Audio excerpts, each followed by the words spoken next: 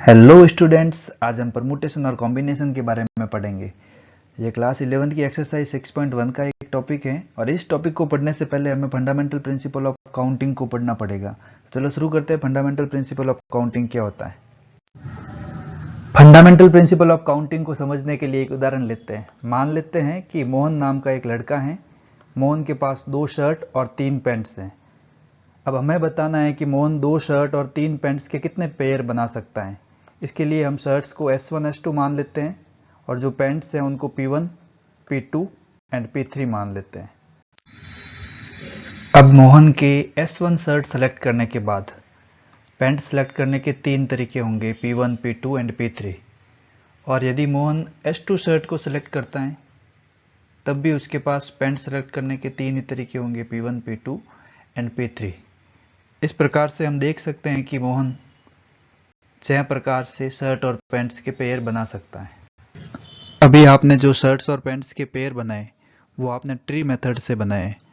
अब हम fundamental principle of counting की हेल्प से इस क्वेश्चन को सॉल्व करते हैं।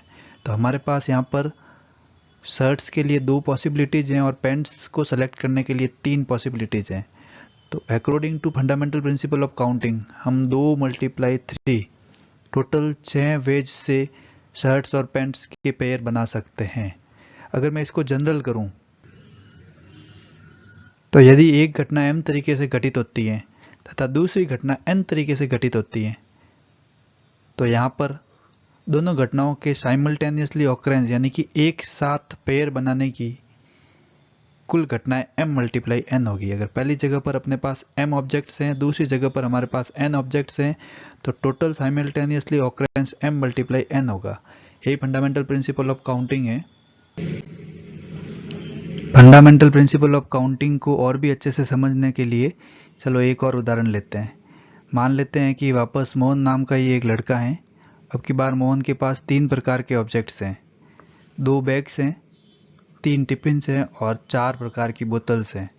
अब हमें बताना है कि मोहन इनको कितने प्रकार से अरेंज कर सकता है। तो फंडामेंटल प्रिंसिपल ऑफ काउंटिंग से हम जानते हैं कि 2 प्रकार के बैग्स को अरेंज करने की पॉसिबिलिटीज 2 होगी और 3 प्रकार के टिफिन को अरेंज करने की पॉसिबिलिटीज 3 होगी और 4 प्रकार की बोतल्स को अरेंज करने की पॉसिबिलिटी 4 होगी। तो यहाँ पर 2 × 3 × 4 दैट मीन्स इनके टोटल चॉइस पेयर्स बनेंगे, 24 पेयर्स इनके बन सकते हैं। अब अगर मैं इसको जनरलाइज करूं तो अगर एक घटना m प्रकार से हो रही है, दूसरी घटना n प्रकार से घटित हो रही है और तीसरी घटना p प्रकार से घटित हो रही है तो उनके घटित होने की total possibility m × n × p होगी। इन जनरल हम कह सकते हैं कि अगर एक घटना m प्रकार से घटित हो रही है और दूसरी घटना n डिफरेंट वेज से घटित हो रही है और तीसरी घटना p डिफरेंट वेज से घटित हो रही है तो इन सब घटनाओं के एक साथ घटित होने की टोटल संख्या m × n × p होगी। यही फंडामेंटल प्रिंसिपल ऑफ काउंटिंग है। Thanks for watching the full video. Please like, share and subscribe.